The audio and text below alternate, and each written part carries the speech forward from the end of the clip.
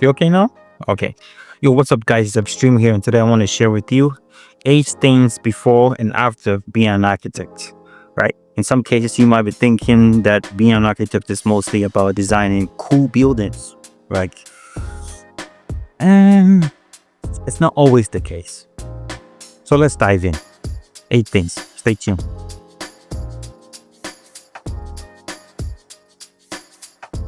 Creativity is a big part of it, but one thing I didn't realize that architecture is mostly about problem solving, functions, right? Making something work. It's not just about the aesthetics. Like Steve Jobs said, a design is how it works. So mostly with architects, when we design, it's designing to solve a problem. It's not just for the beauty's sake, right? So when I was in school, whenever we have to design something, we would be looking at it in one perspective and see how cool the design it looks, but we're not really focusing much more on the problem solving and how this building works, right? So this is one, creativity. Architecture school is not all about just creativity. It's something about problem solving and how the function works. Architecture school is not for the faint-hearted. What do I mean by that? The sleepless nights. You would have to go through sleepless nights 2 days in a row or 3 days when you're approaching the finals, and sometimes you have to sleep 1 hour, 2 hours, right? And you wake up and you just get up to do your model. You have to finish your renderings. You have to make up the boards. You have to make the concept layout. You have to do all of these things. You'd realize that time is not enough. Time is never enough when you need it the most, right? So let's say Monday, get probably 3 hours or 4 hours of sleep. On Tuesday, you probably get also 3 hours or 2 hours. As the day gets closer to the Thursday or Friday, you realize that the sleep induced to 0. So this sleepless nights was something I never expected going into this profession. Structures, physics, environmental factors, sustainability. All of these things go to the technical knowledge. That is point 3, the technical aspect of it. There's a lot more which goes into architecture when it comes to the technical aspect. These things go on top of each other. And we always remember architecture, no matter how cool your design is, if it's not being built, it didn't pass the test, because you're not just think about it, be practical. You're not just designing for designing's sake, or you're not just designing to have a piece of paper. It's not an artwork, right? Although in some cases an art, because architecture might fall under an art because there's whole theory and everything into it.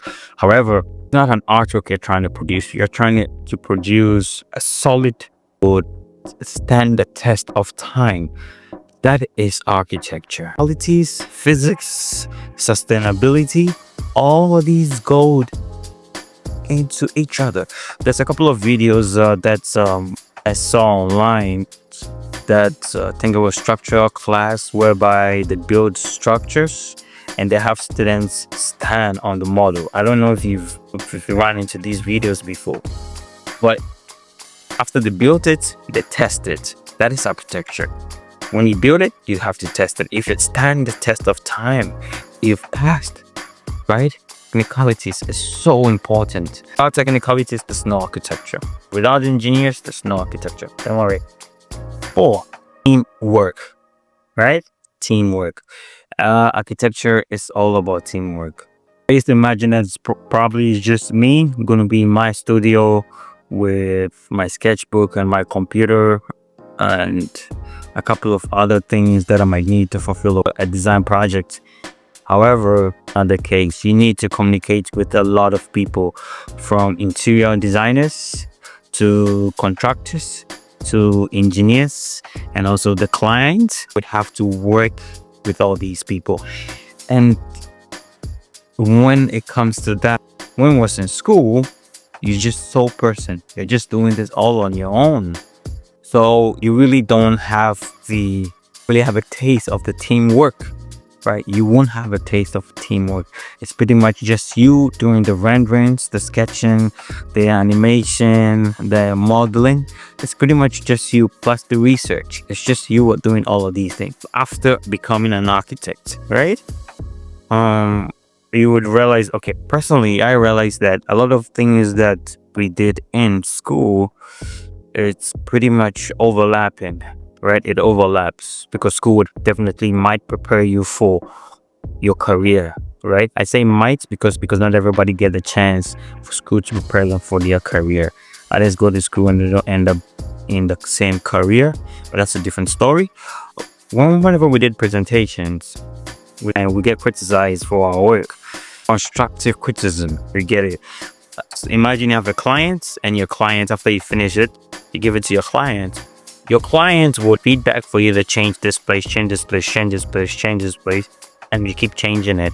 In some firms, they have a re-edit policy in contracts. That is one aspect of it. However, time management is very crucial when it comes to being an architect and you working in the firm, because you would realize that there's a lot of things that you would have to handle, and each person is responsible for one task.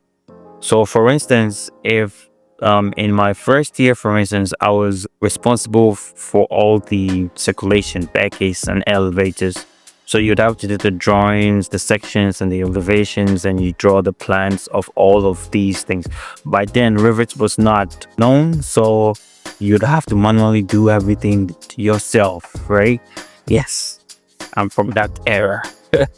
Yes, you're working on the drawings of the plans and elevation. The other teammates are also working on the interior designs and the design itself.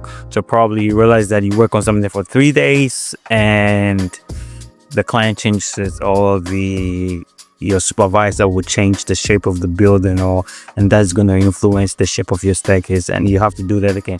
But bear in mind that when all of this thing is changing, the deadline doesn't change. You have to learn how to manage your time. Don't manage your time, you're always gonna find yourself wanting. You're always gonna be behind, and it's gonna be like, if one person in a team falls back, all the teammates also falls back. Designing isn't everything. No, you just have to design. It's a very, if this is a bar and designing is just somewhere here, right? Designing is just pretty much somewhere here, and the rest of this is all about site visiting, paperwork, so on and so forth, clients meeting, chasing the budgets, chasing this and chasing that. The designing part is a fraction of it. That is the industry, and that is how it is. Mostly whenever you see main architects or major architects, what they would do is they'll be working on a lot of projects simultaneously, or other people would be running the paperwork, other people would be running the budgets and the permits and what, so on and so forth, and they have a designing team, and so the designing team would be doing the strictly design, right? So as a new architect, probably won't be in the designing team. You'll probably be doing the micro edits, right? Because in every company, creativity is somewhere at the bottom. When I say it's at the bottom, young people would mostly have the ideas, right? The old people might not really have a lot of ideas. To be frank, like ones might have a lot more ideas, but in the corporate ladder, they won't allow the people here to do the design. It's just the people up here, those are the ones who will be doing the design. You have to work your way to the top, because you would have to understand the regulation and the codes, and everything that comes with it. It takes time for you to be able to build and be part of that team. That was my experience. Maybe it's not for you. Maybe the moment you just get into the firm, you would be part of the design team. Different for everybody. So this is my experience, and I'm sharing my know how to sell your vision, right? You sell your vision. You have to know how to sell your vision. I can't stress it enough. Whenever you go for a presentation, although you have the renderings and the animation and the sketches and the concept development, the schematic drawings, and so on and so forth. Although you have all of these there, you have to be able to know how to use words to convince people, to be able to sell your ideas, sell your vision to them. Communication will make or break a project. Words that you use to articulate your speeches, how you phrase your words, why to say it. All of these things is very technical, although it's not technical in the solid sense, but it's a technical aspect in the abstract sense. So more so that it has to do with more psychological, how to convince people, how to negotiate, to explain to the clients. The clients might say, no, I don't like this, but you think about it, why does the client doesn't like this? Probably not because it's not good or because it's not serving any purpose, but probably just because she doesn't like it, just because he doesn't understand it, right? The client does not like it just because they don't understand it. So it's your job to be able to explain what exactly you are trying to sell them for them to understand it. I always say that it's okay, you can disagree with me, but you have to understand what I'm saying. Don't disagree with me because you don't understand what I'm saying. It's different. So in the same sense, whenever you're presenting something, you'd have to make sure that you're able to communicate your ideas well enough, to your client, understand what exactly you mean, what exactly you want to achieve, how much it's going to cost, what kind of material, if it's going to stand the test of time. When you talk of the physics, the sustainability, the environmental factors, and all of these things, you'd have a deep knowledge on how to use words to express all of these things. Don't give them a word salad. Just mix words together and just throw it in their face. If they don't understand it, to just be like, okay, this guy doesn't know what he's talking about. And you don't want to have that, right? You don't want to have that. So you have to be able to articulate your words and know how to phrase them, but to communicate well. So communication, it makes or breaks a project. Last but not the least, perseverance. Perseverance is everything. What do I mean by that? Perseverance is everything in the sense, when you start a project, there's going to be a lot of obstacles. There's going to be changes of your design.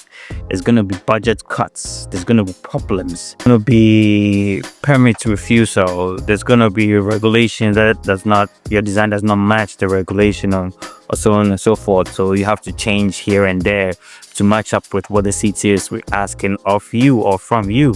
So all of these things, you don't have to lose hope.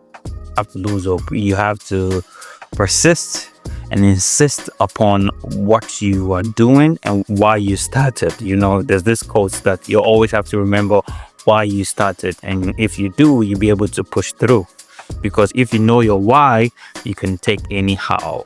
You understand? So that case, you always have to understand that you have a thoughts, right? You have a thought in mind. And that thoughts an idea, and an idea, it became a concept. And from the concept, you're able to develop the concept into sketches.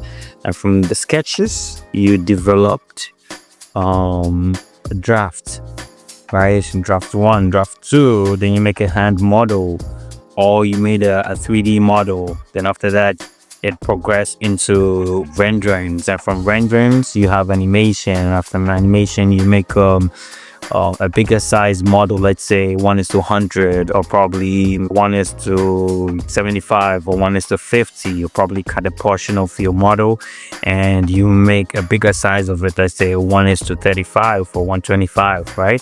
Before you finally make the 1:1. So you see how the stages that these things went through. Always have to have this feeling that okay, for me, I always have this feeling that when I start off, it's a thought in my head, and I'm bigger than the thought, right? So as I keep working on it from all these stages, the thought keeps growing, and at the end it becomes bigger than me, and it's more solid, it's more concretized, something I can hold and feel.